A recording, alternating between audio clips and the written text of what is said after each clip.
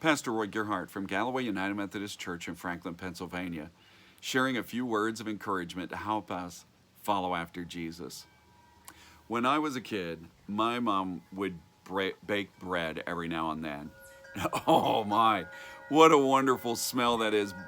Fresh baked bread. You can eat anything with a fresh slice of bread and butter, and it tastes wonderful.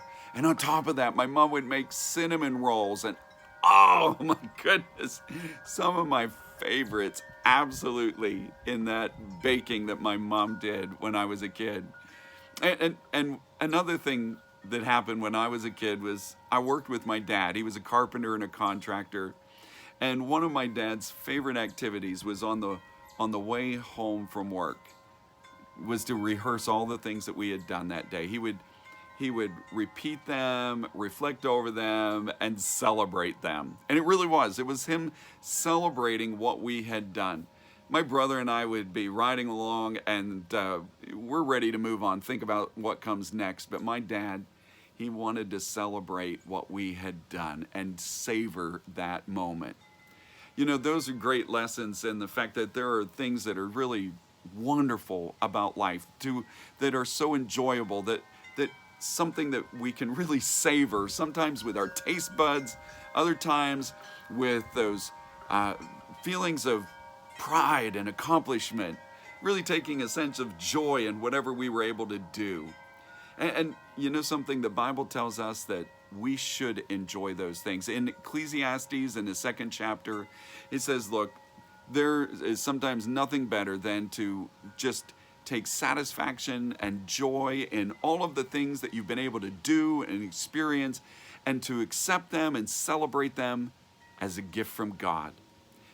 Both in the abilities that we have to do things and in the ability God has given us to enjoy it, we are gifted these things from God. And so there is something wonderful in that. But is that all there is? Is that all that we are about? Is life for us just about trying to find pleasure and comfort and achievement to bring satisfaction to our lives? Well, there are many people who think that's all there is to it. In fact, many people would say, eat, drink, and be merry, for tomorrow we die. And that's the way they live their lives. That everything is really just a pursuit of what we can gain, what we can enjoy, the pleasures we can find, the pride that we can have in what we do in our lives. And that's it. That's all that life is about. But Ecclesiastes warns us that to never think that way, to not let ourselves sink into that groove, because there's so much more. In the 2nd chapter, as soon as the author has said all of these things are a gift from God that we should enjoy and appreciate, he turns around and says, but it's all meaningless. There's something still wanting in our soul that we're looking for. And in fact, in the 3rd chapter, he begins to give us a clue about that. He says, God has planted eternity in our hearts. We have a longing for something that has to outlast the day. The pleasures of life that are so fleeting, they're there and then they're gone, are not enough to satisfy that. Even great accomplishments will be looked back over at the end of our life, and we'll have that lingering question, but what was the point? What is accomplished in all of this? And this longing will find its satisfaction ultimately only in one place. That's in God. So that while we enjoy all of these gifts of God in our everyday lives, we can never expect them to satisfy this deep longing, this eternity that's in our souls.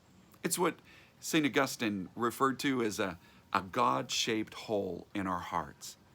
And that hole will only be filled with God. So may God bless you today. And as you share his good news, may God make you a blessing wherever he takes you.